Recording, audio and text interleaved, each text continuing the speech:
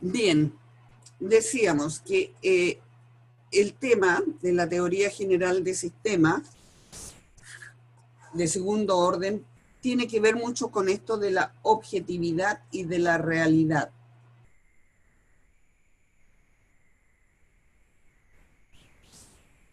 Esta cosa que existe fuera, vemos que si se presenta una imagen de un objeto y no nos explican para qué sirve, ese objeto nos resulta inútil.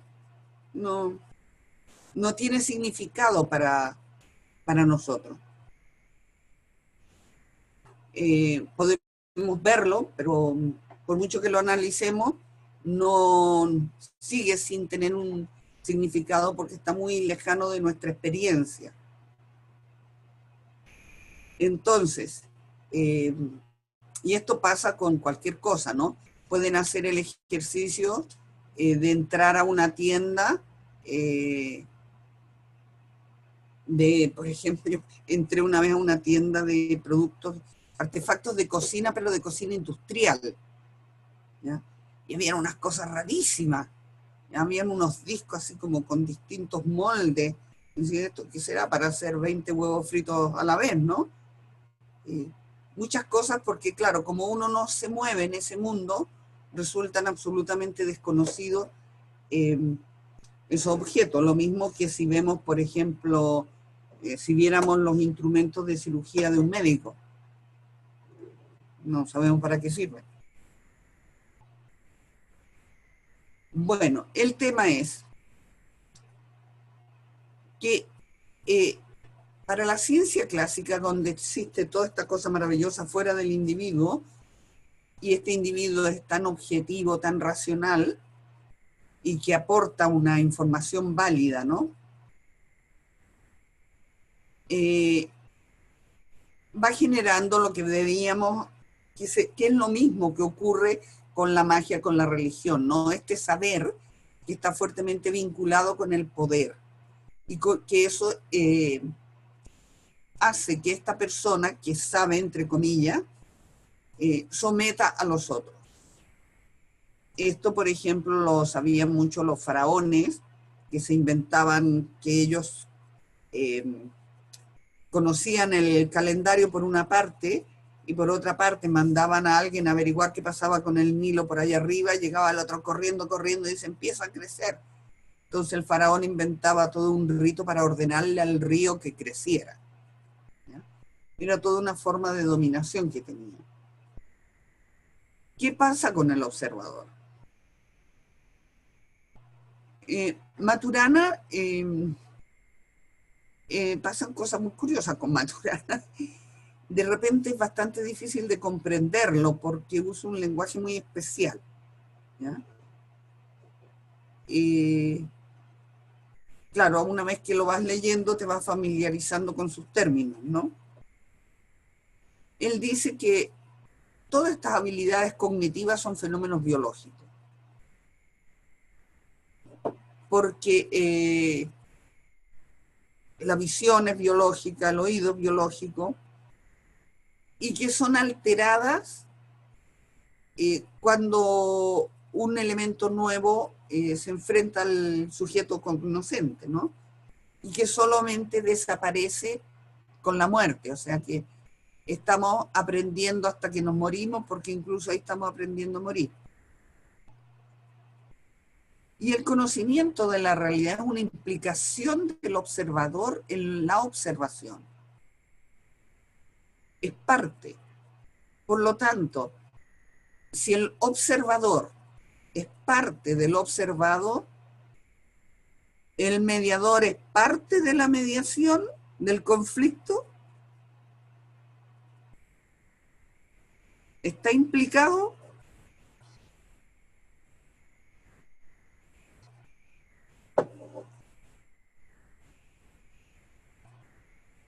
¿O no? Yo creo que sí, profesora, está implicado de todas maneras porque desde el momento que conoce la situación también empieza, como vimos en algunas clases anteriores, a hacer o a influir de alguna manera, ¿no? En lo que Claro. va a analizar. Exactamente, no se puede no influir. ¿Qué diferencia hay entre implicado y comprometido? A ver, aquí tenemos un exquisito plato de huevos revueltos con tocino o bacon, como quieran llamarlo.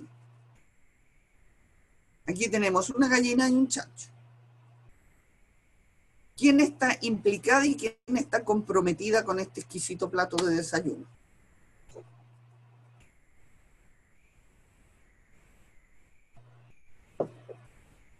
¿Quién está implicada o implicado?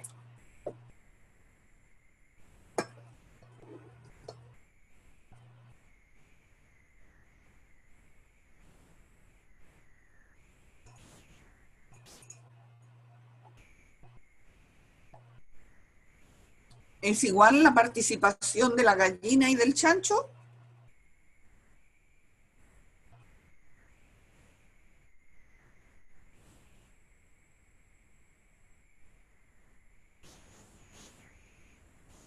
No se te oye, Juan Carlos.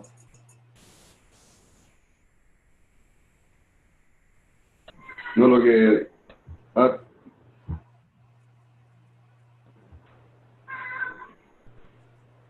no, lo que quería indicar es que yo creo que más bien por el concepto hay una implicación de ambos animales, porque uno produce el huevo y el otro produce el tocino. ¿Y quién está comprometido? Pero comprometido me suena más a razonamiento, a sentimiento, a ese tipo de cosas que algo tan práctico como el ser parte, digamos, de esa situación, no sé. ¿Qué opinan los demás?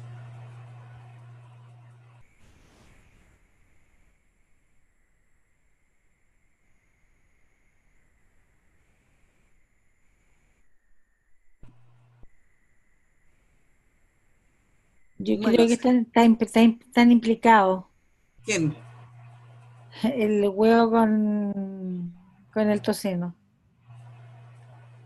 A ver. Pero la gallina y el chancho, ¿qué pasa con ellos? Son parte, po. Sí, pero igual, de la misma forma. Ah, no, como gallina y chancho no. Genéticamente sí, sí. O sea, forman Genéticamente, parte de este plato. O sea, algo tienen que ver con el plato. exacto, sí, sí. Ay, difícil.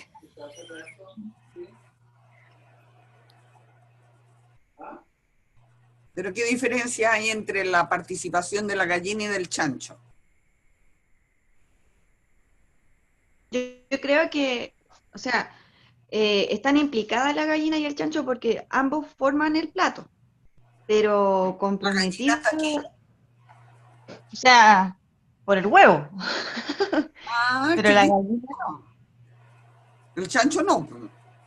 claro, o O sea, sea, la gallina por el huevo estaría implicada ahí con el chancho, exacto. pero comprometidos no. ¿Quién está comprometido entonces? ¿Quién está metido en este plato?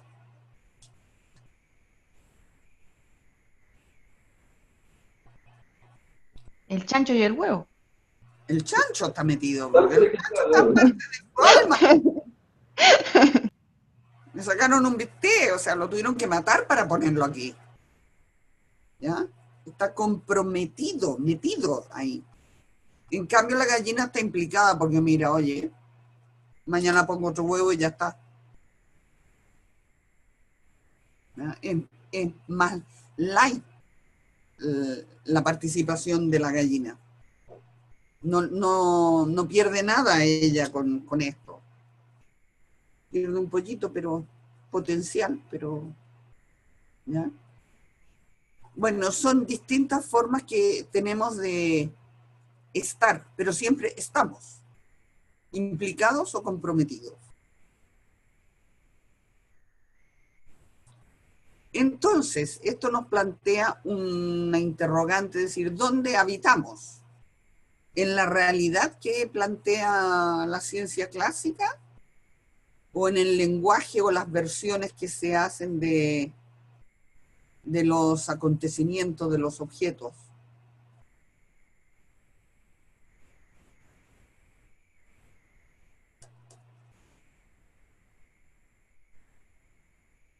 Bueno, hay unas cosas bien curiosas desde el punto de vista de la física, ¿no?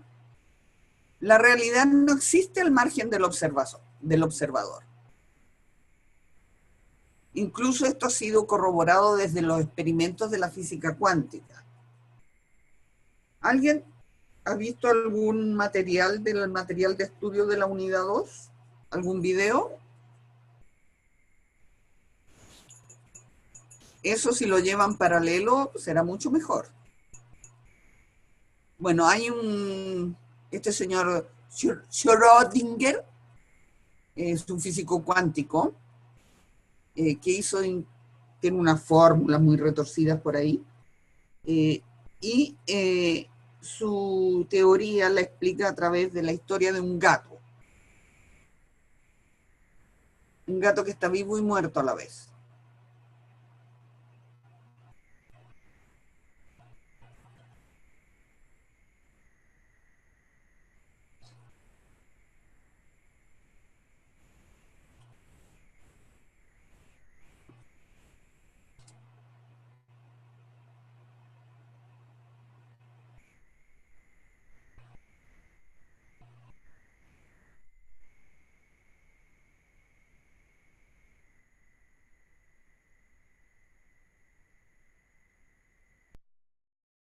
Vamos a ver.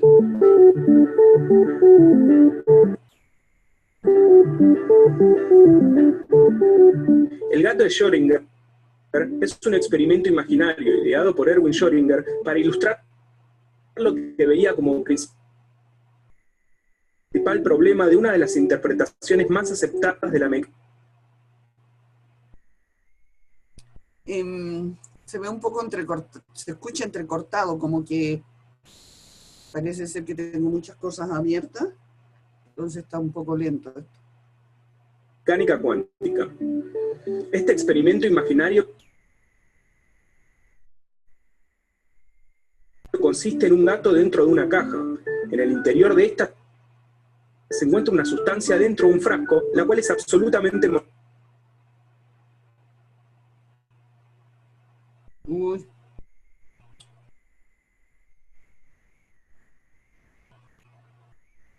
Sí, voy a empezar para el felino. A su vez, este frasco tiene una posibilidad de un 50% de romperse, y todo depende de que un átomo emita o no radiación.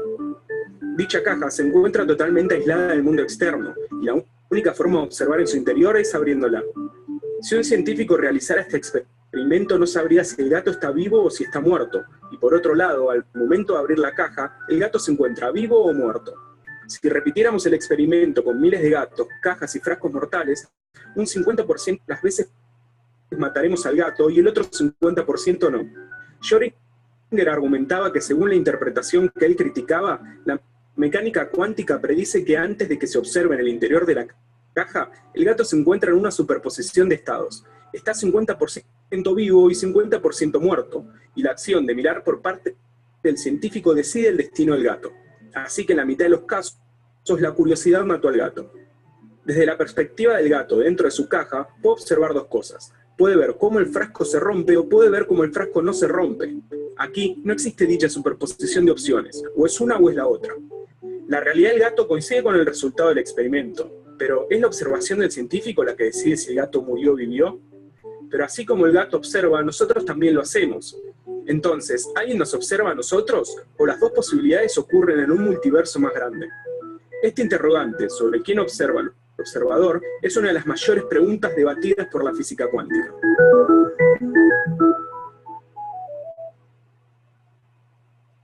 ¿Qué les parece?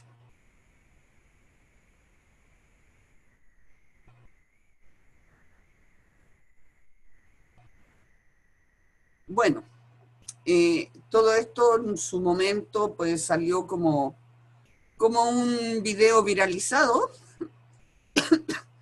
pero no se le dio la importancia que realmente tiene en el mundo en que vivimos, ¿no? esta posibilidad de coexistir dos situaciones al mismo tiempo, ¿ya? En este caso plantea la vida y la muerte. ¿Qué otras situaciones podríamos tener? La certidumbre y la incertidumbre, ¿Ya? La verdad y la falsedad, ¿no? claro. Para dejarlo más claro.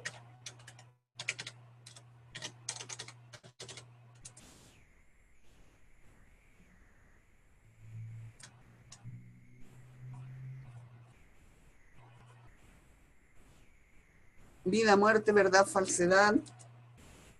Eh,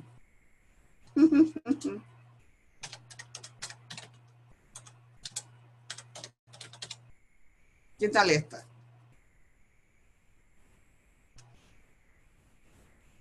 ¿Por qué?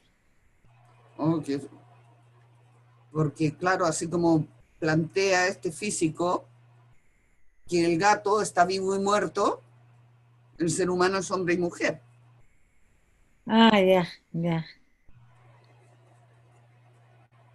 Bueno, cosa que están planteando, lo planteó Freud ya hace ratito, y otras personas, ¿no? Lo interesante de las aportaciones de este físico es que acaba con una serie de dicotomías, ¿ya? Eh,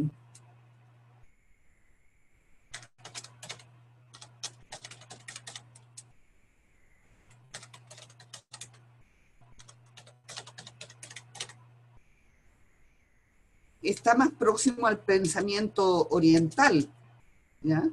Donde ellos siempre han visto estos opuestos que viven, ¿no?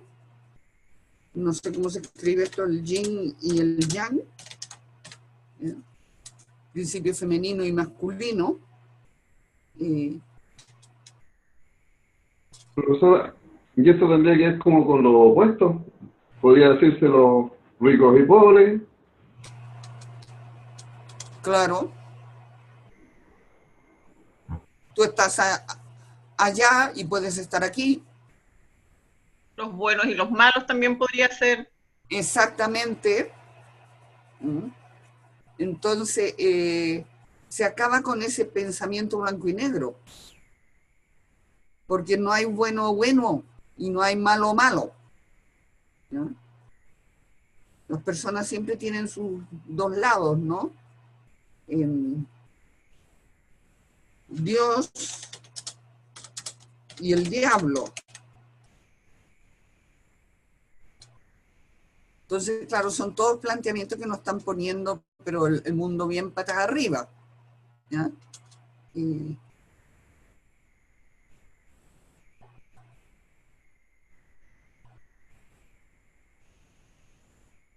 dice Maturana que la realidad es lo que el observador hace al validar sus explicaciones. Y al validar recurre a todo lo que es su experiencia, ¿no? A sus conocimientos previos, sus experiencias previas. Y la realidad se construye junto con el hacer conocer de cada ser humano.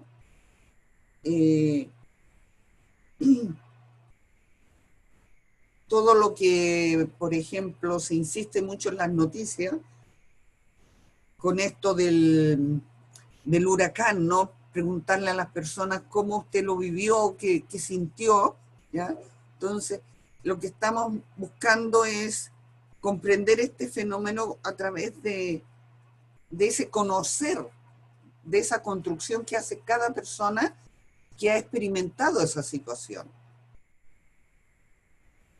Entonces, no hay una realidad, sino que son múltiples realidades. Y por esta razón, Maturana también habla del multiverso. De la misma forma que antes se pensaba que el universo era uno, el Sol con los planetas y ya está, ahora se piensa que hay muchos soles con su distinto conjunto de planetas. Entonces se habla de un multiverso. O sea que ha corrido agua bajo el puente y se han generado nuevos conocimientos. Bueno, ¿y qué tiene que ver esto del conocimiento y la construcción? Todo esto son actividades que se realizan en el lenguaje. Que para maturar el lenguaje es la coordinación de coordinaciones. A ver, yo conmigo misma me coordino con el lenguaje. Y con ustedes me coordino porque ustedes se coordinan a sí mismos y entre nosotros coordinamos nuestras coordinaciones. ¿Ya? Así lo explicaría Maturana, ¿no? Y estas son redes de conversaciones. De la misma forma que nunca un texto lo escribimos solos. Todo lo que digamos siempre lo hemos sacado de algún sitio. ¿Ya? Dice Cristeva por ahí, una mujer puertorriqueña muy experta en todo lo que es comunicación y discurso, nadie ha roto el eterno silencio de la humanidad. Entonces siempre estamos citando a otras personas. Y lo correcto es hacerlo, no adueñarse. Si analizamos cualquier evento que hayamos vivido, siempre lo vamos a analizar desde la perspectiva de nuestra propia experiencia y vamos a ver que son bien distintas las narraciones que se hacen, porque son distintas las experiencias. Vamos a hacer un ejercicio corto y vamos a intentar simplemente escuchar a la otra persona, estemos de acuerdo o no estemos de acuerdo, ¿ya? Vamos a intentar escuchar y comprenderla. ¿Qué es para cada uno de ustedes el 11 de septiembre del 73? ¿Quién quiere empezar?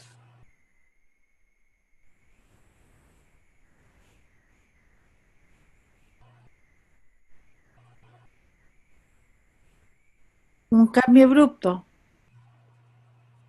¿En qué sentido? un cambio dramático de las estructuras políticas y sociales del país. ¿Ya? ¿Pero explica más? No, yo lo veo más que eso, a ver, entregar una connotación, otro tipo de connotación, no me atrevo. ¿Por qué no te atreves? No, por el tema de tener o no los elementos de juicio suficientes. Bueno, Pero pero eso forma parte de tu opinión. sí, yo creo que fue un cambio dramático de las estructuras sociales y además del orden imperante, ¿no? Un cambio, decíamos que los cambios dependen de de dónde se miren, es cómo se valoran, ¿no? Un cambio para... ¿En qué sentido? En que puede ser en muchos sentidos. Un cambio integral pues, de las condiciones de todo el país. No te quieres mojar. Claro, yo creo que puede ser eso, ¿ah? No, está claro. A ver, Pedro dice, para mí una fecha histórica importante. No la viví, pero creo fehacientemente en que se produce la destrucción de la institucionalidad para un cambio impuesto por la fuerza, al cual autodenominamos un golpe de Estado.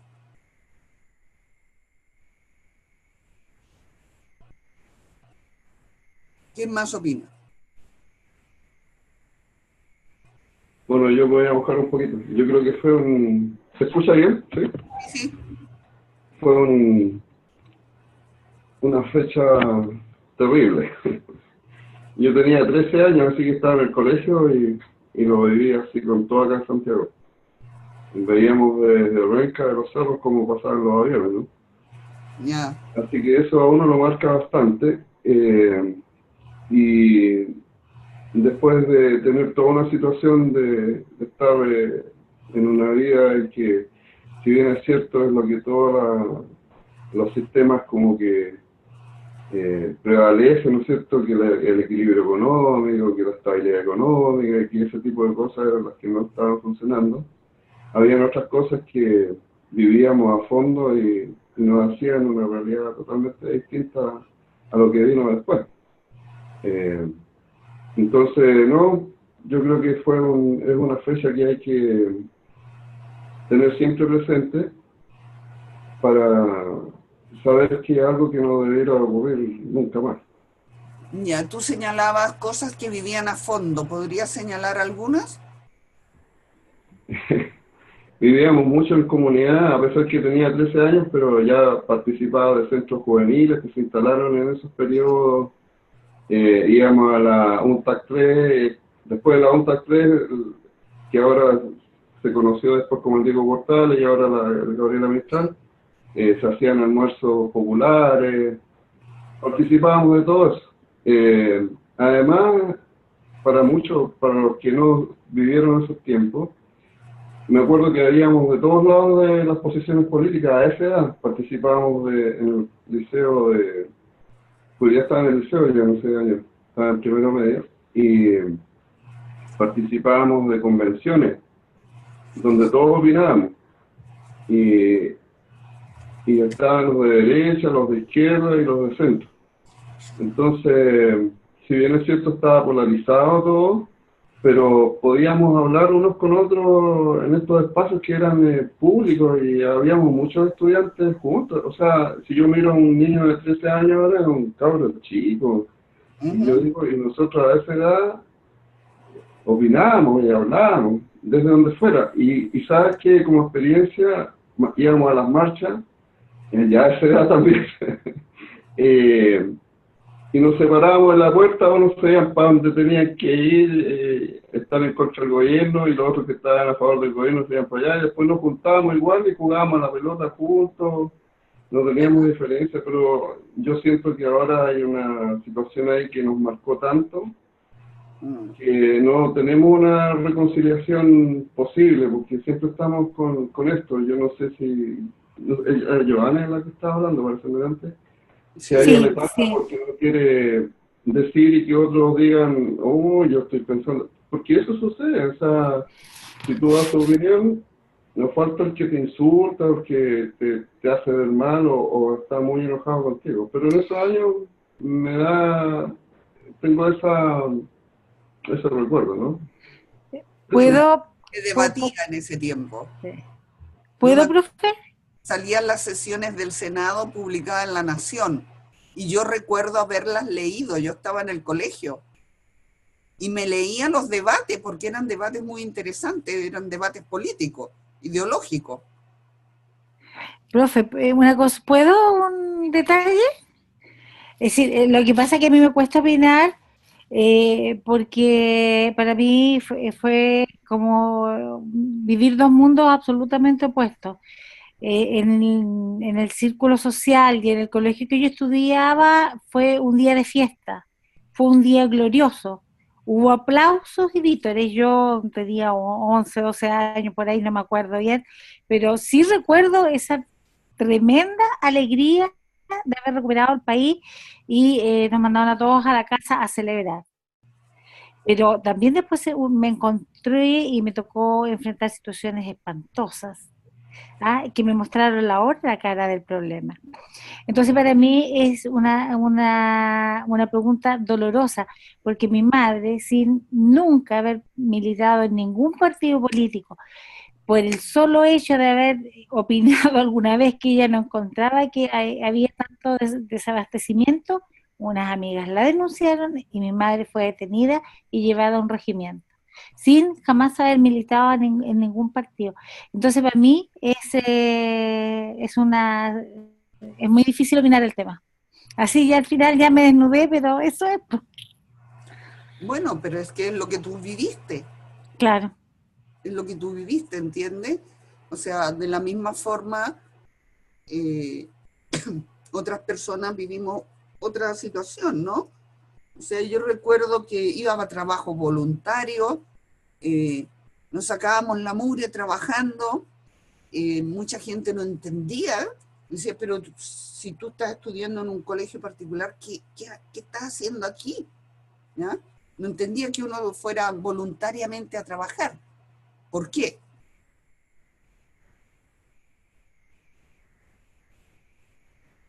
Bueno, Yo, Natalie dice ¿Yo que puedo opinar algo? Jennifer Yo soy sí. chica, sí, yo soy súper chica, así, para el 73, no tengo idea. Mi mamá me dice que no tengo que opinar, porque no lo viví. Yo tengo recién 29 años, pero acá en mi casa hay dos polos. Mi Ya. papá, que era hijo de minero, y mi Ujú. mamá, que era hija de carabinero, ¿ya? Ok. Y vivieron las dos versiones. Entonces, a nosotros en nuestra casa somos tres hermanos y nuestros padres nos dieron las dos versiones a los tres hijos que ellos tienen. Y a mí me tocó estudiar trabajo social en la Universidad del Paraíso. ¿Ya? Lamentablemente, en mi curso, la universidad donde yo estudié, tenía compañeros que eran súper cerrados con respecto a esta temática. Ujú. Y cuando uno tenía una opinión distinta, era bastante criticado. Ajá. Eh, yo me abstenía de opinar, porque en nuestra casa nos decían, ustedes tienen que opinar desde el momento en que vivieron y respetar Ujú. la versión y la opinión de las personas que sí lo vivieron y que pudieron ver las cosas y consecuencias que sucedieron. Y uno cuando decía eso era terrible. Y yo tuve compañeros que de verdad me impresionaba porque tenían la misma edad que yo. Incluso después llegaron niños más pequeños a la universidad y venían con un odio eh, Ya. asombroso. O sea, era terrible poder, o sea, no se podía uno conversar con ellos porque vienen con una carga emocional traspasada, súper fuerte. Y yo creo que eso, si no cambia, va a seguir y va a seguir y va a seguir, a pesar de todas las cosas que pasaron, ya sean positivas o negativas desde ambos lados. Pero yo creo que traspasar tanta, tanta rabia a nuevas generaciones, no sé si sea muy bueno. Yo le agradezco a mis papás en habernos dado las dos versiones, tener las dos posturas, porque fue un proceso bastante terrible, o sea, es complicado. Y es un tema que, como dice la compañera, es difícil de dar una opinión porque uno no sabe con quién se va a encontrar o qué le van a decir si uno opina. Es difícil, es complicado. Yo creo que a pesar que es un hecho histórico que aconteció en nuestro país, es un tema delicado de poder abordar. No sé, desde mi punto de vista, es mi humilde opinión. Yo no A ver, pero eso respeto todo. de desautorizar a la gente porque no lo vivió me parece a mí de una falta de argumentación terrible. Bajo Si ese no, mi mamá dice, por ejemplo, mis concepto, padres un dicen ecólogo que no puede uno, entender a una embarazada porque no se ha embarazado nunca. no, no, no. A lo que va mi madre con mi padre es que nosotros podemos tener una opinión respecto al tema, pero no involucrarnos tanto. O sea, lo que pasa es que yo vengo de la Revolución Pingüina. A mí me tocó todo ese periodo, Ujú. ¿ya? Entonces yo era del grupo de compañeros que no nos gustaba perder clase. Entonces Ya. cuando uno se imponía y peleaba con los compañeros, oye, no, pero ¿por qué querés perder clase y la cuestión? No sé, y así, sacador de vuelta, bla, bla, bla. Ah, claro, es que eh, tú soy momio, por eso está ahí. Entonces a uno la catalogan al tiro en un Sí, término y uno no pero es de ahí. porque no se argumenta, ¿entiendes? Claro, claro, a Porque eso vamos. no se argumenta. Ujú. Entonces la gente llega a acusar al otro de lo mismo que está haciendo.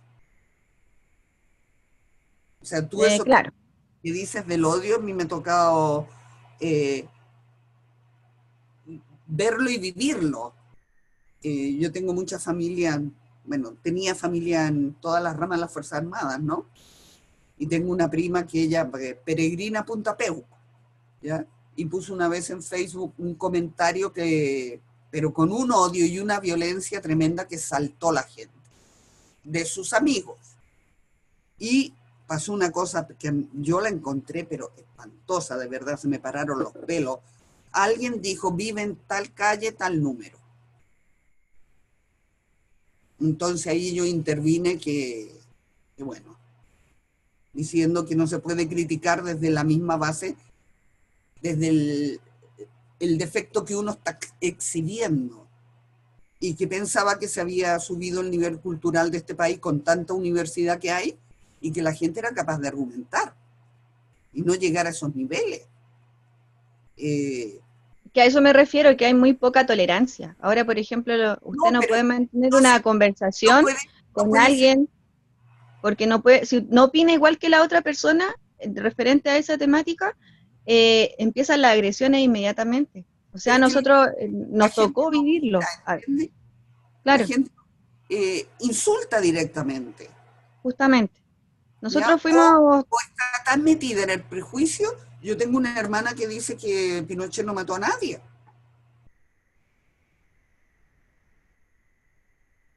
Que la gente que buscó asilo político eran todos que querían ir a turistear por Europa.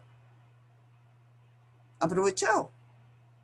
Y no la vas a sacar de ahí porque su mundo está así, cerrado, ¿ya? Y no la vas a sacar de ahí. Porque si ella argumentara decir, bueno, que esto, que había desabastecimiento, sí, pero ¿por qué había desabastecimiento? Pero además de desabastecimiento, ¿qué era lo que había? ¿Qué era lo que pretendía ese gobierno? ¿Ya? Bueno, hablemos. Si vamos a hablar, hablemos, no hagamos ruido. ¿Ya? Eso es lo que se ha perdido. Entonces, claro, es difícil de llegar a comprender el universo del otro porque no lo deja ver. Se pasa directamente a la descalificación. Entonces, y sobre todo se asumen posiciones de manera visceral, no informada. Entonces la gente dice, yo creo que, entonces, no sé, aquí vienen predicadores cada 2 por 3 que me tienen chata, ¿ya? Y me hablan de Dios como si fuera la realidad misma, ¿ya? Como si durmieran con Él, como si lo tocaran. Entonces, una vez intenté hablar con uno, le digo, mira, ¿tú crees que yo soy una niña? No. He leído muchos más libros de lo que parece, ¿ya? Digo, y este es un tema que lo tenga resuelto, ¿ya? Así que, ¿qué te parece que hablemos de otro tema? Entonces, intentaba poner cualquier tema, al que fuera, ¿no? El clima, pues, el veraneo en la playa o en la montaña, pero era incapaz de hablar esa persona de eso. Porque estaba con el chip, con el piñón fijo de la predicación. Entonces, y de que el otro tenía que escuchar, pero el discurso de él. ¿Ya? Entonces, por ahí no se puede ir a ninguna parte. Y son cosas que se tienen que aprender y que se tienen que aprender en la escuela. Yo recuerdo que yo estudié la básica en una escuela pública y teníamos el lunes en la mañana consejo de curso. Y ahí se discutían las cosas de funcionamiento del curso y bueno, íbamos analizando todo.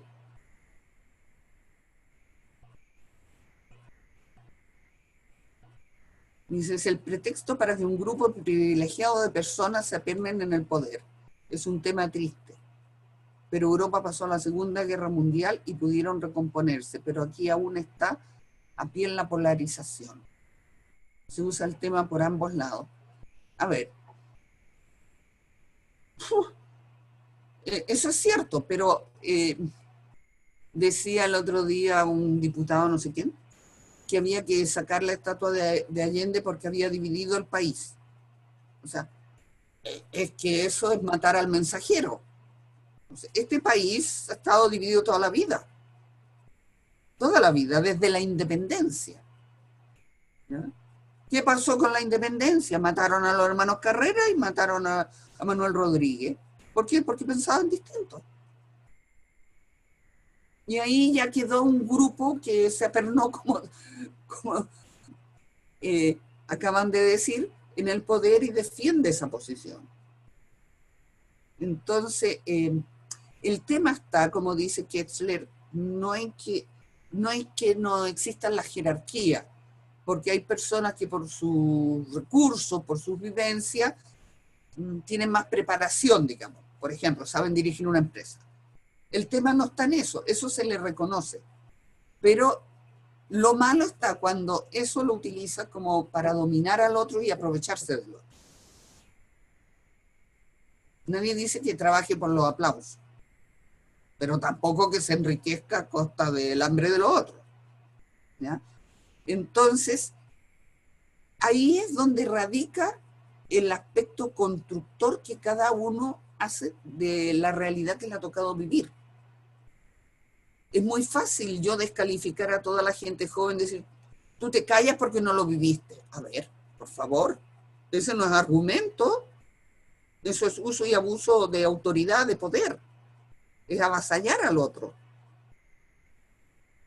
Porque uno tiene opinión de Hitler y no lo conoció, ni lo vivió. Y tiene opiniones del Imperio Romano y no lo vivió. Y opina de Dios y no lo vivió, no lo conoció. Entonces, ¿cómo se descalifica esto? ¿Ya? O sea, hay una persona que construyen este evento como que pueden opinar los que lo vivieron nada más. Entonces, bien, hay que tener en cuenta este factor constructor y de cómo nos silencian de alguna manera, ¿no? Ahora, indudablemente, esto generó muchos conflictos de pareja. Yo conocí una demócrata cristiana casada con un socialista y bueno, ¿y cómo hablaba del marido? Oh. Y muchas parejas que se separaron porque por temas de esto de construir de manera tan polarizada la realidad entre comillas, que es así insostenible porque afloraron otro tipo de valores, ¿no? Bueno, lo mataron y ¿qué? Algo estaría haciendo. O sea, a ver, si tú estás haciendo algo, ¿eso me da derecho a mí a meterte un tiro? No. Hay que tener un respeto a las personas y a la vida. No eliminar al otro porque piensa distinto o hace algo distinto. Entonces, claro, ya lo vamos a ver cuando analicemos el poder más adelante. Como ven, estos son cosas que habría que generar reales debates sobre esto. Conocí un joven que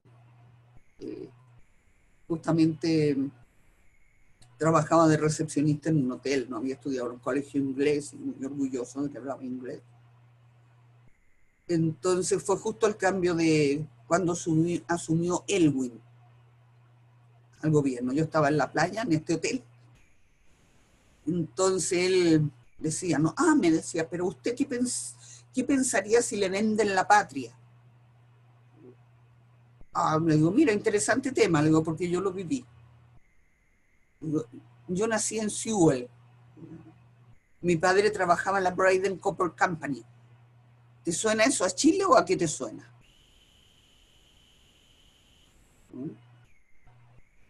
Y yo vi cómo vendía mi patria. Y yo me chupé los 18 de septiembre, siempre con la bandera de Estados Unidos más grande y más alta en el mástil. Y si donde mi familia quería llevar una visita tenía que pedir permiso. Y lo autorizaban que llegaba el lunes y se iba el viernes. Y como si no se fuera, me iban a buscar los carabineros y los echaban. Eso era territorio yanqui, en Chile. Entonces, claro, la ventaja de tener años es que uno acumula experiencia, ¿no? Y es como más flexible en esto de la construcción de la realidad. Pero creo que de ninguna manera se puede silenciar a nadie, porque todos hablan desde un sitio y hay que entender desde dónde habla. Y hay que tener la sabiduría para saber que el otro es inamovible en sus posiciones. Y no entrar en diálogos de besugo que dicen los españoles, ¿no? En que son dos monólogos paralelos, porque el uno no influye en la opinión del otro.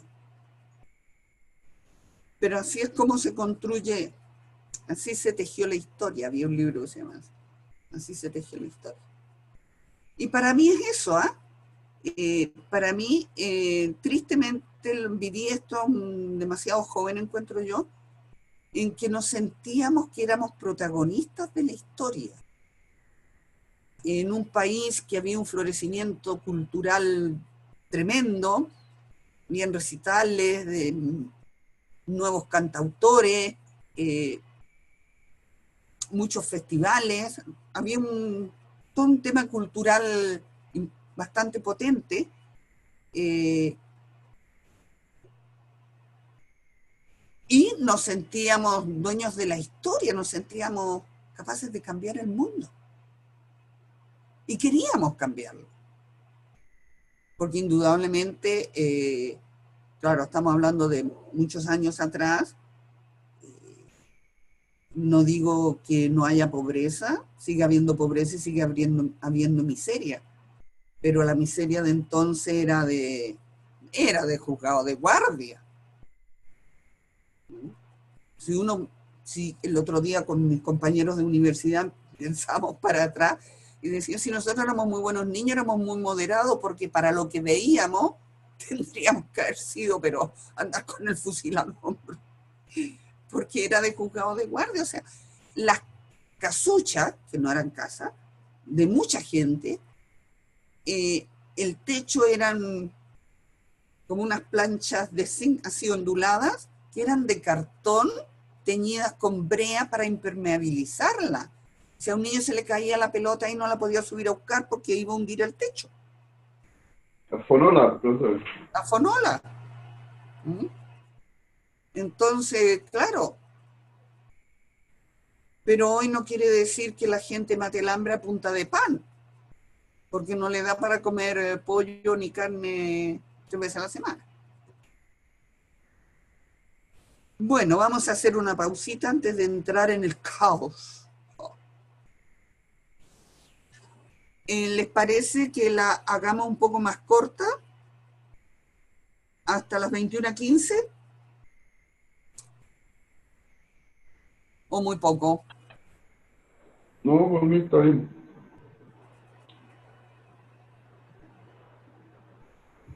Vale, 21:15 entonces.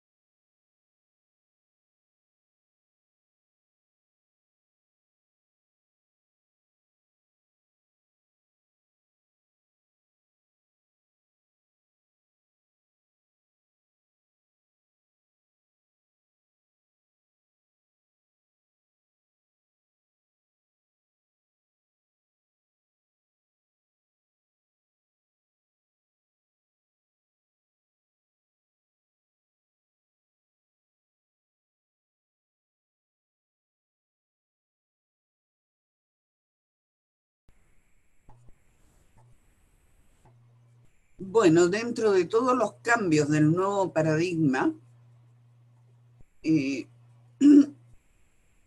está el tema del caos,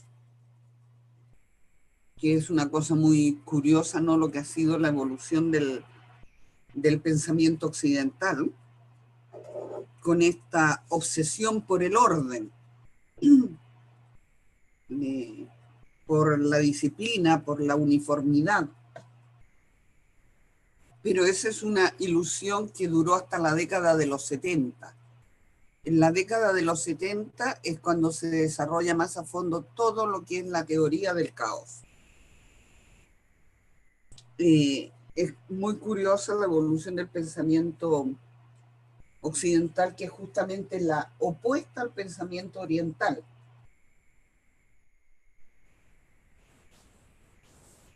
Tienen este libro que se llama Espejos y Reflejos, que es un libro maravilloso. Dice, del caos al orden, guía ilustrada de la teoría del caos y la ciencia de la totalidad. Es muy curioso porque habla de los espejos y reflejos,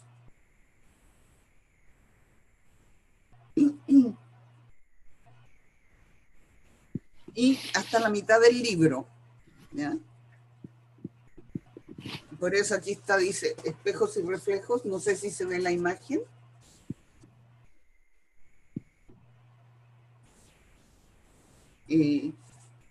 Porque en la segunda mitad del libro habla del pensamiento oriental. Entonces, cómo el pensamiento oriental surgió de una manera totalmente opuesta a la del pensamiento occidental. O sea, los orientales partían del caos, al pensamiento chino, ¿ya? Parte del caos y para después llegar al orden. Pero en nuestra cultura es al revés. Y es en 1970 cuando todos empiezan a hablar, el caos, qué interesante el caos, esto, ¿no? Bueno, y recién ahí pues se enuncia aquello de que el caos es el estado natural de los seres humanos.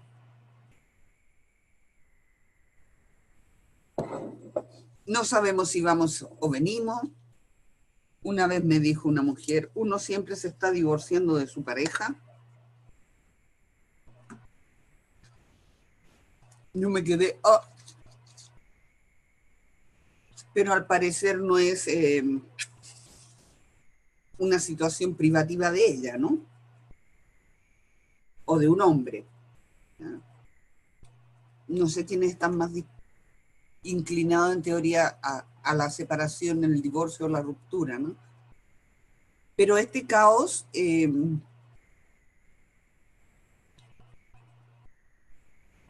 es algo que por la misma formación cultural que tenemos tan impregnada por la ciencia clásica,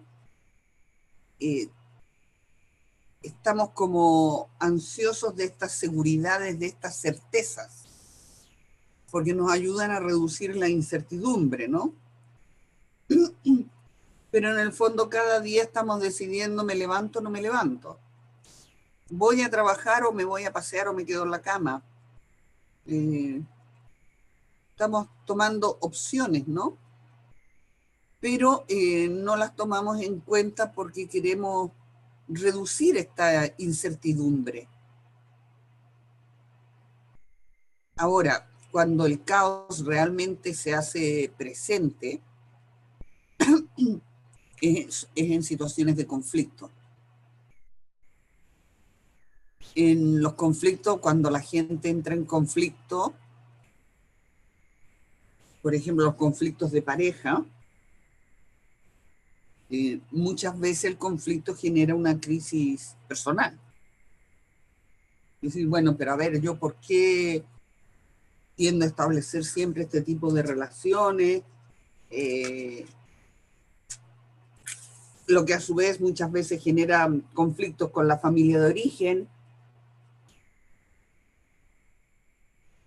Hay una situación de caos a mucho nivel.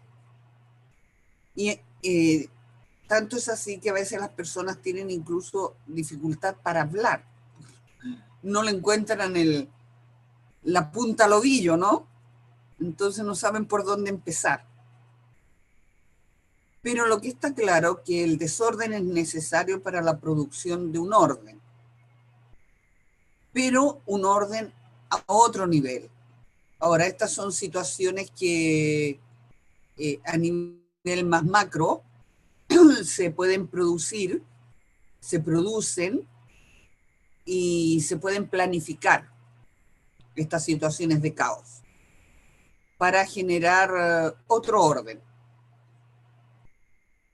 Todo lo que ocurre en Venezuela, por ejemplo, si aplicamos toda esta teoría del caos a lo que está pasando allá, bueno, la historia dirá que no, pero yo no me atrevo a opinar, especialmente estando tan lejos y teniendo amistades en un lado y en otro. Pero desde luego son situaciones que se pueden crear artificialmente. Cuando se quiere cambiar un líder, por ejemplo,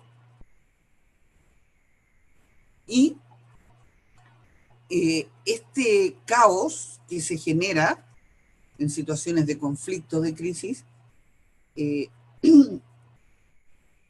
genera ciertos cambios, obviamente, porque para superarlo requiere una autoorganización nueva para terminar con este desequilibrio, ¿no?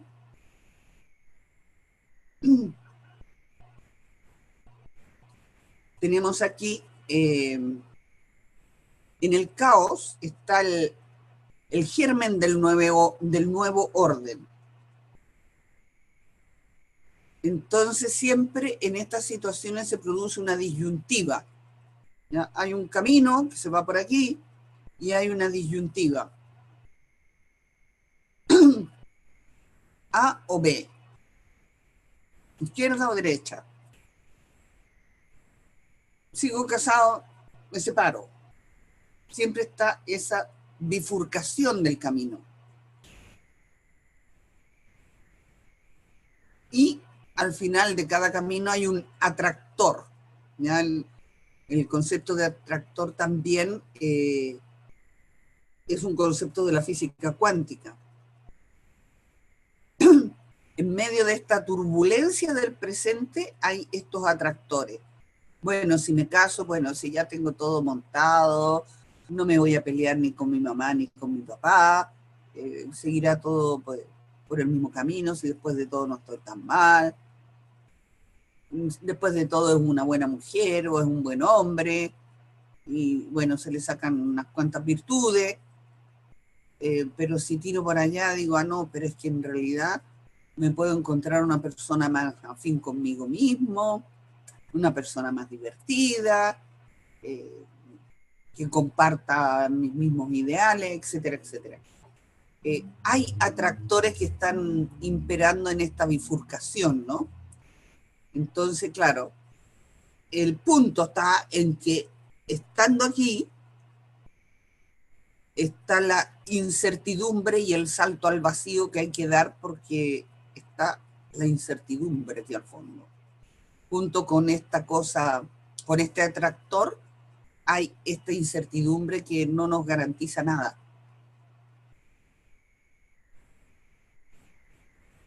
Pero si es la vida, ¿o no?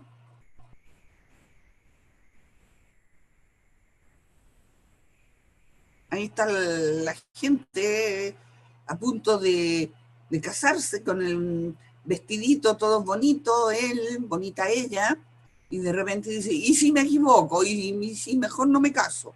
¿Ya? Entonces, bueno, eso está muy ilustrado en muchas películas de la neura del último momento antes de casarse, ¿no? Bueno, hoy como los matrimonios duran menos, esta incertidumbre dice, bueno, si me va mal, me separo, como decía mi mamá. Como crítica a los matrimonios modernos, ¿no? Bueno, tenemos aquí una trayectoria, una bifurcación.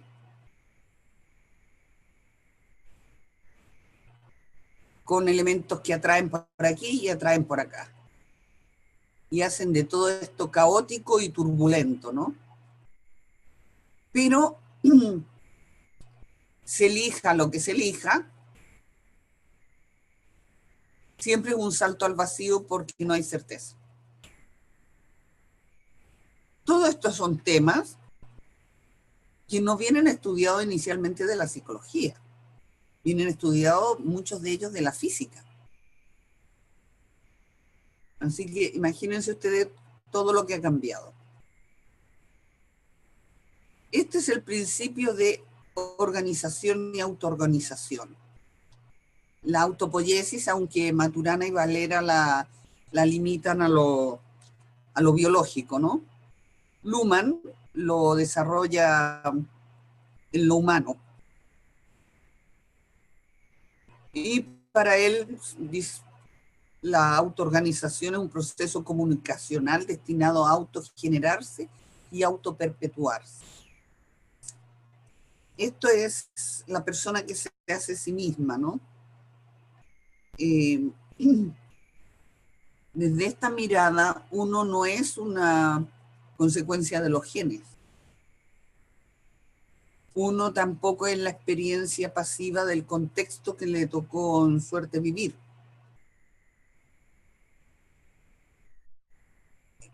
Como humanos, somos lo que las circunstancias hicieron de nosotros, más lo que nosotros hacemos con lo que nos hicieron.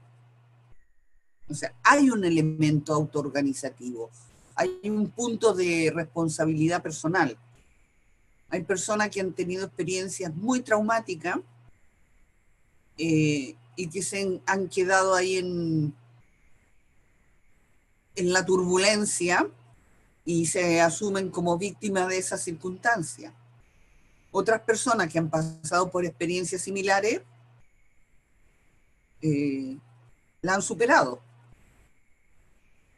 y han hecho de su vida algo digno de vivirse, no de llorarse. Bueno, aquí está un poco lo que les decía yo, los niveles de organización y de jerarquía de Ketzler. Este es un señor bastante raro, que tuvo muchas profesiones, un hombre muy inteligente que tiene conceptos muy interesantes. Ketzler señala, el problema no está en la organización ni en la jerarquía, sino en el ejercicio del poder, que hacen lo que están en posición superior sobre los inferiores.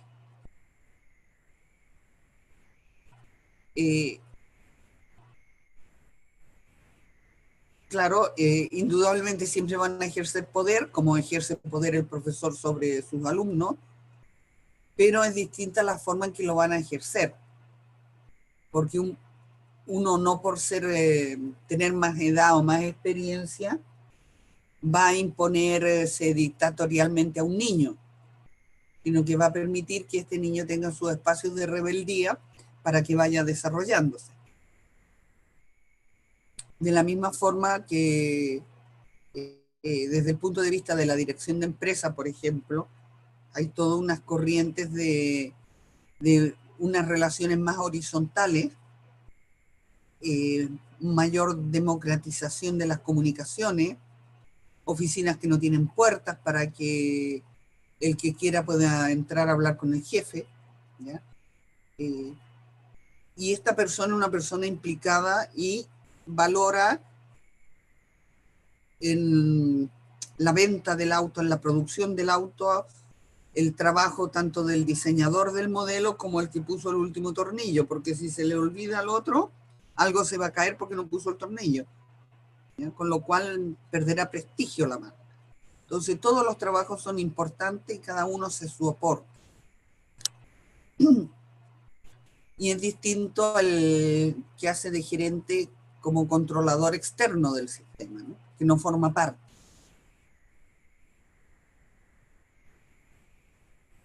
Bueno, en esta incerteza tremenda que nos rodea, en cada bifurcación, porque dice Billy que la vida humana es dilemática. Siempre estamos en dilemas, ¿no? Se lo doy, no se lo doy, se lo presto, no se lo presto, le pido, no le pido, sí, no voy, no voy, ¿ya? Siempre estamos en estos dilemas. Porque no hay certeza, ¿ya? Hay quienes hablan de las probabilidades en la incerteza, pero son probabilidades, ¿no?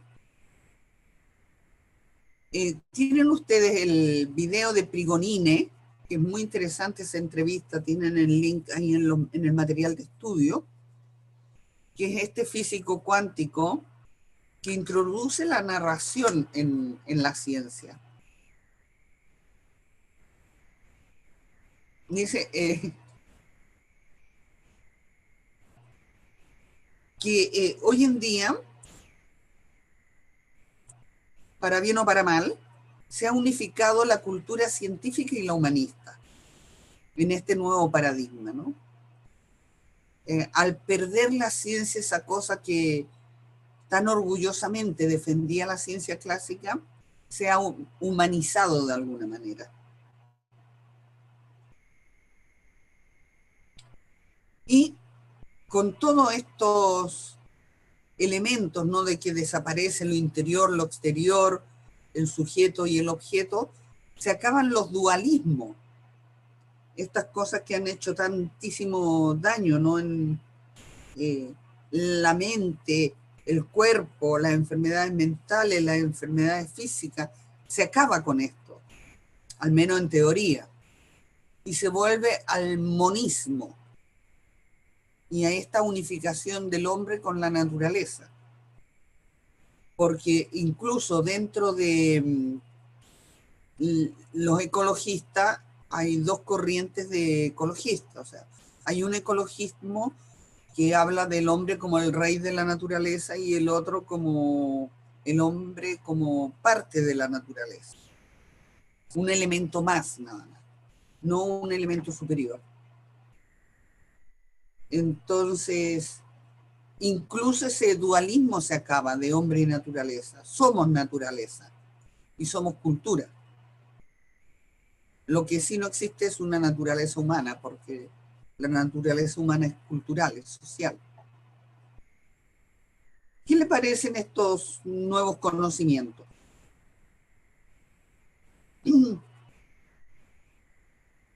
Muy revolucionarios.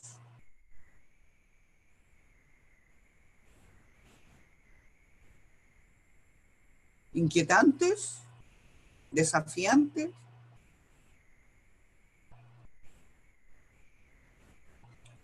E indudablemente todo deseo de cambio, todo cambio tiene que superar ciertas reticencias, no cierta resistencia al cambio, porque estábamos como muy comoditos con el mundo como lo teníamos organizado, con esta cosa científica, entonces nos ponemos a hacer un máster para tener un grado y nos encontramos con esto que nos está desafiando, ¿no? Nos está haciendo temblar el suelo debajo de los pies.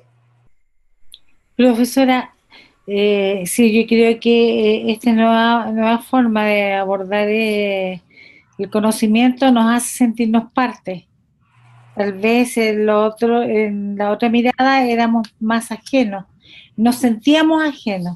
Acá de la forma descrita, nosotros indiscutiblemente somos parte y actores relevantes y estamos dentro del sistema.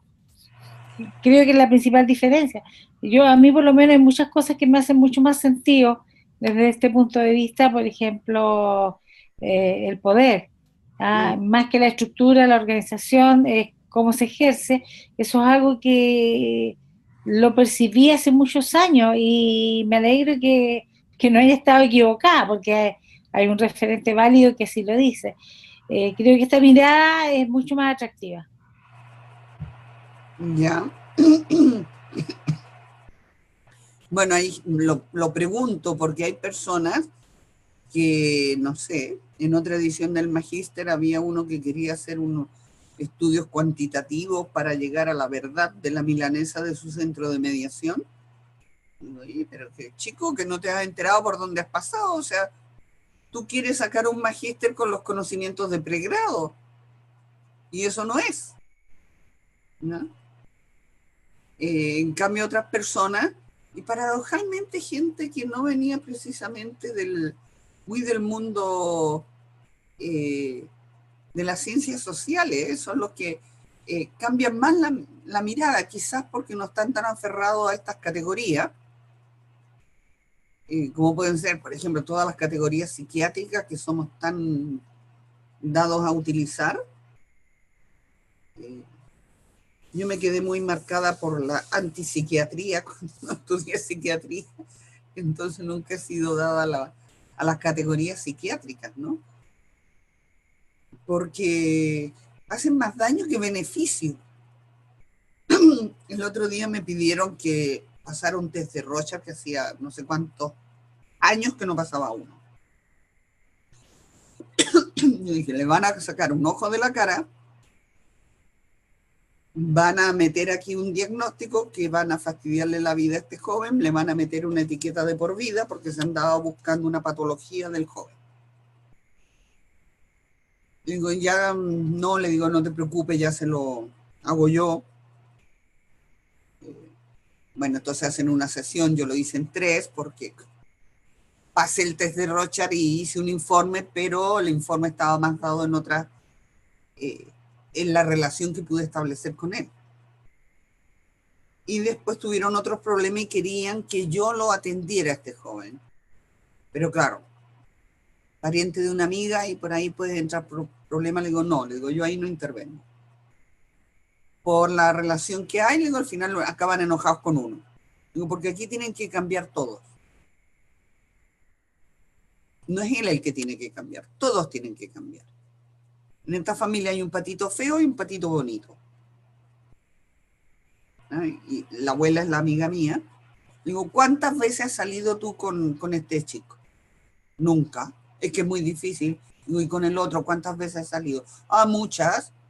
Si se lo lleva hasta de vacaciones. Al otro no lo lleva ni a tomar un helado a la esquina. Entonces, bueno, el otro día me mandó un WhatsApp que estaba muy agradecida porque les había hecho ver esto. Digo, bueno, espero que sí, pero claro, yo estaba muy... el psiquiatra que atendía al joven y resulta mucho más cómodo patologizar a una persona, a que todos de alguna manera sientan que están implicados en la situación y que para que cambie esa persona tienen que todos cambiar. ¿Mm? Entonces, claro, hay un tema de comodidad en no cambiar esta mirada. Hay un tema de resistencia, ¿no? Porque, claro, entre que vas adquiriendo los nuevos conocimientos y dejas lo previo, te quedas ahí como en tierra de nadie, ¿no? Y son situaciones que existencialmente no son muy confortantes. Pero así es. Hay que pasar estos momentos de desestabilización de nuestro mundo epistemológico y ontológico para ponernos al día, porque si no, ¿para qué estamos haciendo un magíster? Para seguir igual que antes. O sea, las cosas hay que revestirlas de una calidad, de un compromiso para que realmente tengan sentido en nuestra vida. Porque hoy en día los títulos dicen poco, ¿no? Por lo menos a mí hay muchos magísteres que se sacan por asistir, pero este no es el caso. Hay que pasar por estos cambios y esta desazón que generan, ¿no? los cambios.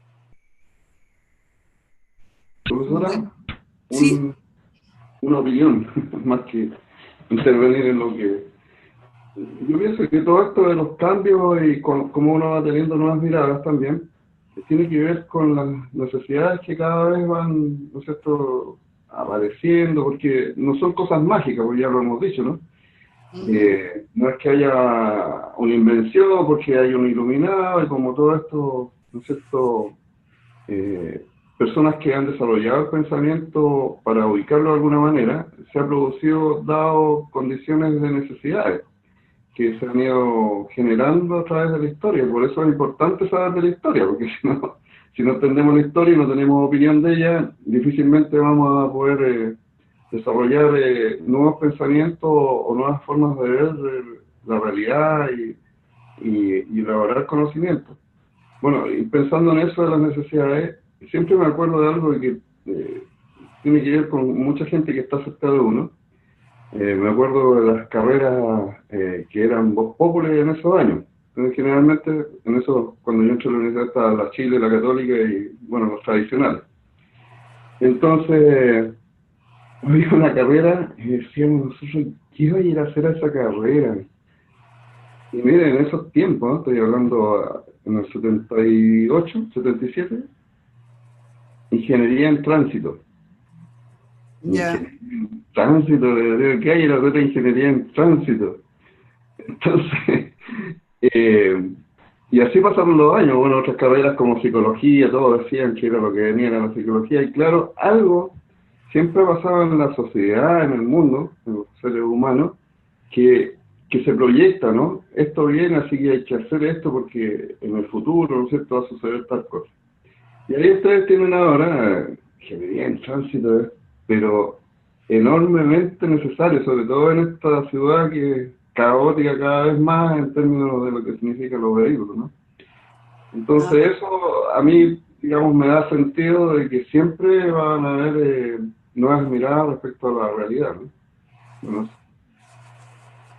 Bueno, eso dicen los teóricos actuales, que no, que es un mundo así, con la diferencia que ahora teóricamente se asume que como construcción vamos a tener siempre otras posibilidades. Siempre van a surgir otras versiones.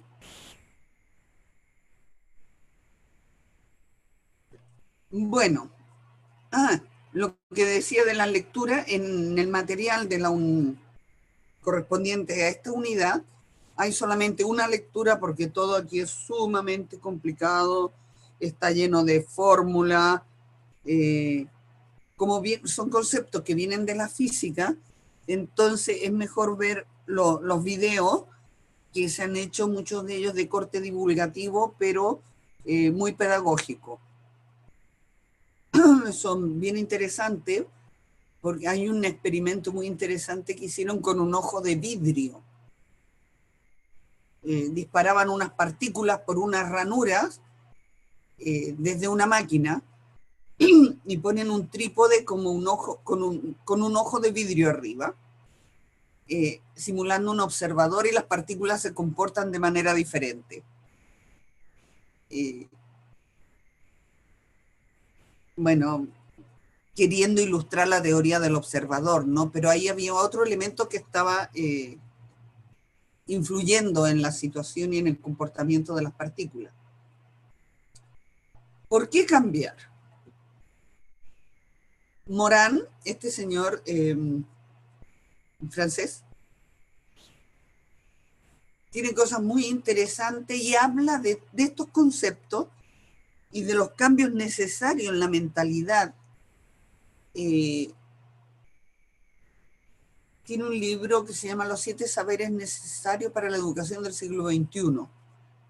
Si lo tienen ustedes en la referencia, lo pueden bajar de internet porque lo publicó la UNESCO también. Bueno, este señor que trabaja con Morán, Toll, dice que vivimos en prisiones conceptuales colectivas. Y lo extraño es que la gente ama la celda de su prisión porque le da sensación de seguridad. Una falsa sensación de yo sé. ¿No? Pero Morán habla de la inteligencia ciega.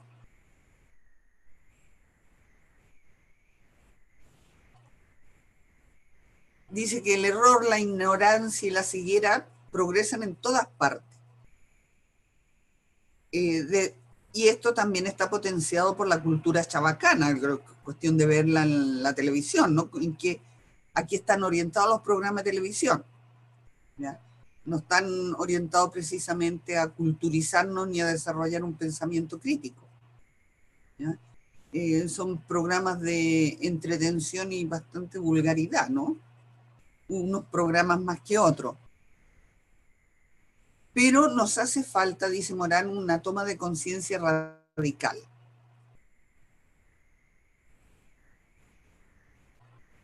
El error, dice Morán, no está en el hecho, en la falsa percepción.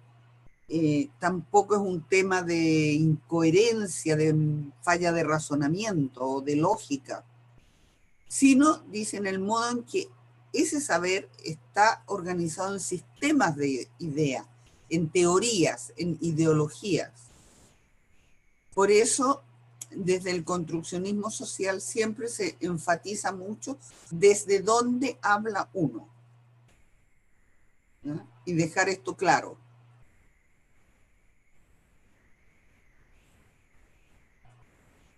Se manifiesta Morán que hay una nueva ignorancia, dice, ligado al desarrollo mismo de la ciencia.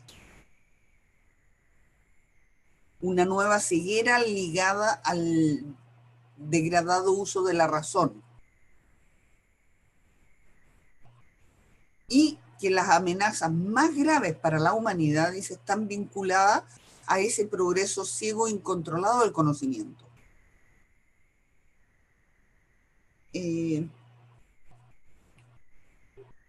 Por ejemplo, no sé si vieron la serie de Einstein en la televisión, que el pobre sufría tanto con su teoría y la revinculación que tuvo esa teoría con la bomba atómica, ¿no? Claro, al defender la neutralidad de la ciencia siempre se ha pretendido que no esté vinculada a lo que señala Morán, no a las teorías ni a las ideologías más macro, a sistemas de valores, al posible uso que se pueda hacer, ¿ya? Entonces, todo el nuevo desarrollo de las armas, las termonucleares, todas estas cosas, son amenazas para la humanidad, pero que la gente no las siente como tal por ignorancia. ¿Y por qué ignorante? Por una cultura y un sistema que propicia esta ignorancia.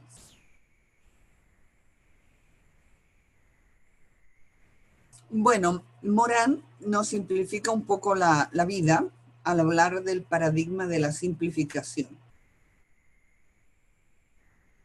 Dice, los paradigmas construyen la realidad,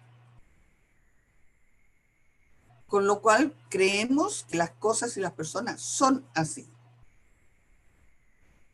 Y de alguna manera mutilan nuestro conocimiento a no ser que sea un paradigma abierto. Y que digan, bueno, esta es la versión que hay ahora, mañana puede salir otra. ¿Cuáles son, a juicio de Morán, los principios del paradigma de la simplificación, no? Dice, la reducción, la disyunción y la abstracción.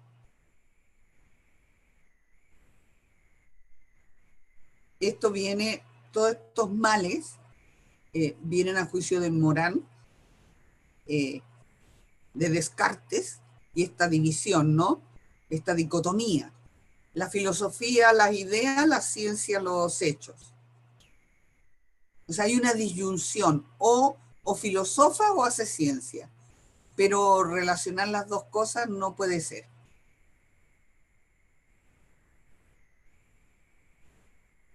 Sí, bueno, a veces, dice Erika, creo que a veces la ignorancia es necesaria, si no viviríamos paranoicos. Sí, de repente vale bien hacerse el tonto. ¿Qué es la reducción para Morán?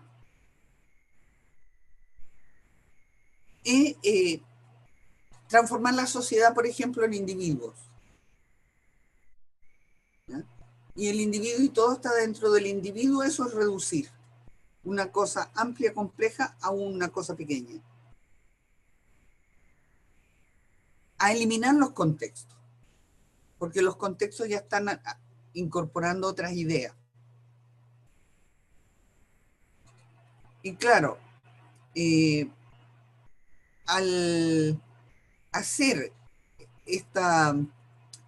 la disyunción que planteaba Descartes, ¿no?, entre ciencia y filosofía, la única manera de remediar lo que ella generó era reduciendo lo complejo a lo simple. Reducir lo humano, por ejemplo, a lo genético, a lo biológico, o a lo espiritual. Poniendo parches, no haciendo más coherente la historia cuando se veía que no era coherente en sí. Profesor, como lo que decía usted delante, que esto de que le atendieran el nieto a su amiga, o sea, la gente cuando ve, no, la profesora dice el niño hipertinético, está desconcentrado, hay que darle medicamentos. Entonces, ellos el problema lo ponen en el niño, pero es obvio que ahí el problema es el círculo. O sea, que lo rodea, y eso no lo entienden hacer. Yo trabajé muchos años en una escuela y, bueno, me mandaban a los niños con problemas de aprendizaje para que los atendiera. Y un día no recuerdo a raíz de que me dio una pataleta y me fui a quejar al director. Y dije, mira, yo llevo no sé cuántos años trabajando en esta escuela. Y no te puedo sumar del informe de final de curso todos los problemas de aprendizaje que me ha tocado atender. Pero tristemente no he atendido ningún problema de enseñanza. Si frente a un niño con problema de aprendizaje, hay un profesor con problema de enseñanza. Pero esta disyunción nos lleva a esto. Esta construcción del ser humano como un individuo, ¿no? Yo recuerdo, yo estudié en una escuela pública y en ese tiempo no había niños ni hiperactivos ni con déficit atencional. Había unos que eran muy movidos, pero ya lo controlaba la profesora y le daba un margen de movilidad también. No lo quería tener ahí como una foto. Y bueno, pues se pretendían otras cosas también de la educación, ¿no? El tema era que en ese tiempo, yo estudié en la época, el último año que la educación básica eran 6 años, la educación obligatoria. Y hay que ver lo que nos apretaban las clavijas. Yo después pasé a humanidades, estaba en tercera humanidades, estaba viviendo cuenta de las matemáticas que había estudiado en la escuela. Y había estudiado en economía, había estudiado cosas en la escuela. Los cheques, las letras de cambio lo había estudiado en la escuela.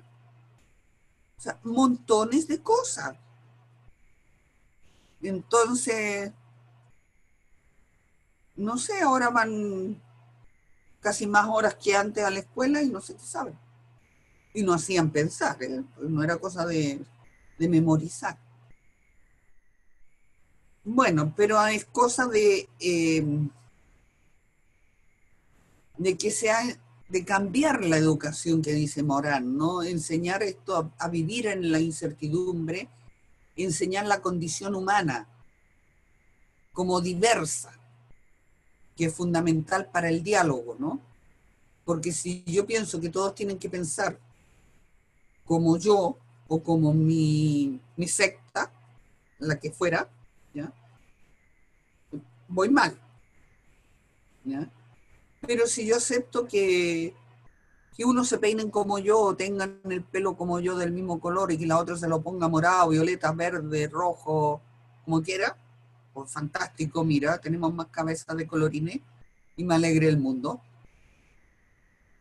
Hay que enseñar esta diversión de lo diverso y la ventaja de lo diverso. A ver, observen su mano. ¿Cómo son los dedos de la mano? ¿Son iguales? ¿Qué pasaría si tuviéramos solamente meñiques? ¿Qué pasaría si tuviéramos solamente pulgares? ¿Podríamos hacer las mismas cosas que hacemos con la mano tal como las tenemos? No, porque la diversidad de los dedos es la que nos permite hacer toda esta filigrana y estas cosas micro y tan preciosistas que podemos hacer, porque tenemos elementos de diversidad. Bien, finalmente dentro de esta complejidad a la cual nos estamos adentrando, ¿es lo mismo complejo o complicado?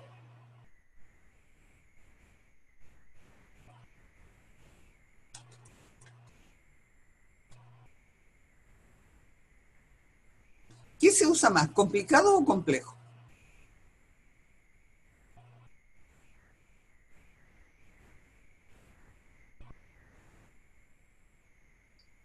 Complejo. ¿Complejo? Sí, yo por lo menos en el campo mío. Sí. ¿Ya? Otros dicen complicado. ¿Y a qué aluden con complejo? A un hecho que tiene diferentes aristas, diferentes interpretaciones, diferentes actores, diferentes circunstancias, diferentes alternativas de solución. Entonces eso es complejo para... ¿Sí? Elementos, sí. Ya.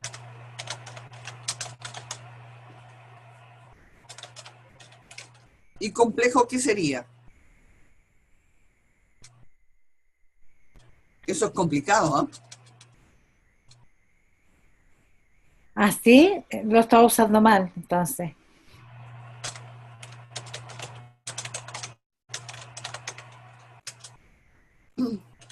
No, lo estábamos usando bien entonces, porque, a ver, un hecho que presentan unas personas y indiscutiblemente sería complejo y complicado, porque hay relaciones, interacciones, eh, Entre los sí, distintos elementos. exacto. Perfecto, perfecto. Eso es, Ya, pero esa es como la diferencia, ¿no? perfecto. Un puzzle es complicado, pero no es complejo. Tiene muchas piezas que tienen que encajar, pero se relacionan con 3 o 4 nada más, las más próximas. Bueno,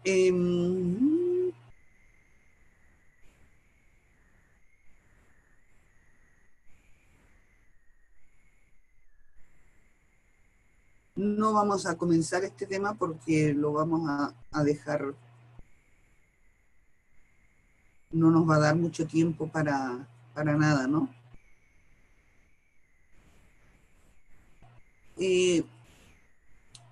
Bueno, yo los invito a implicarse en el estudio, porque después este módulo es muy básico para todo lo que viene. Después cuando se hable de familia e infancia, se va a dar por sentado que estas cosas ustedes las dominan. Cuando hablemos de la comunicación, las emociones, se da por sentado que esto ustedes lo tienen asumido. Y después, si no lo tienen bien asumido, van a mezclar una cosa con otra.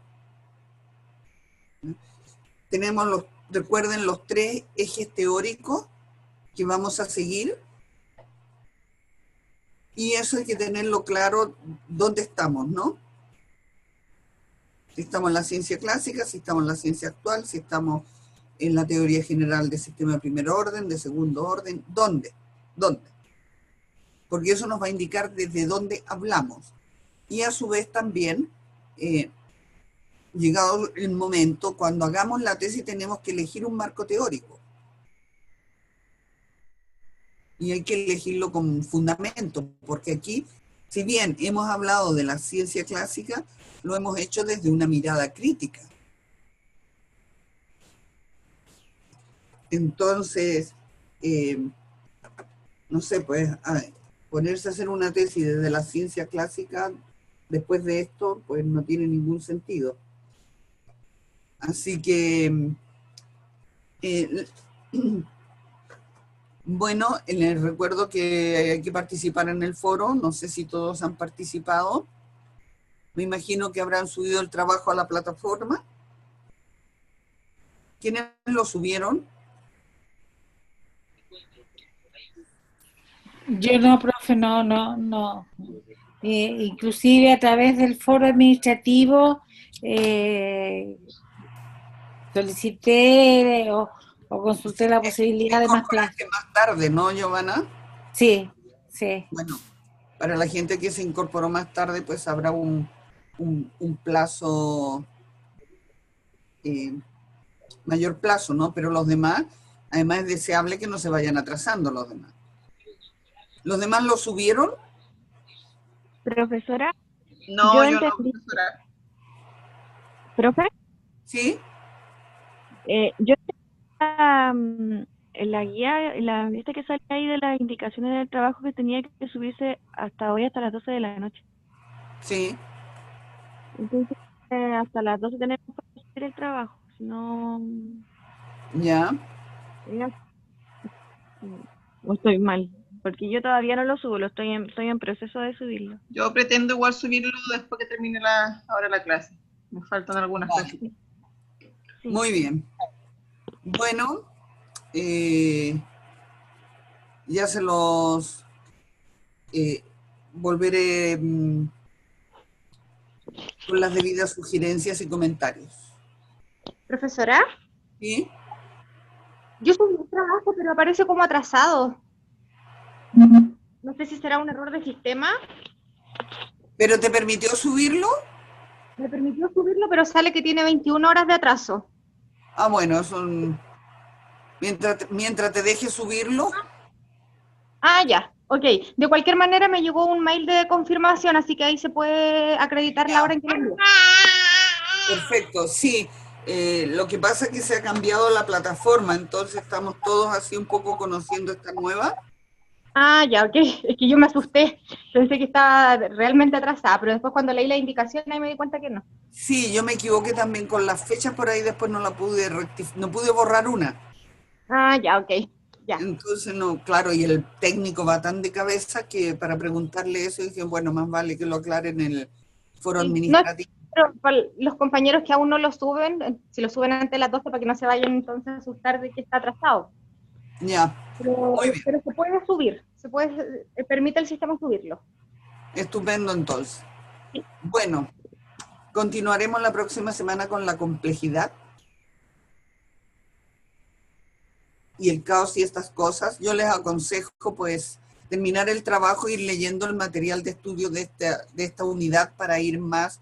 Lo ideal sería ir todo en paralelo, porque eso pues potencia más los aprendizajes, ¿no? Bueno, quedamos hasta aquí. Que descansen.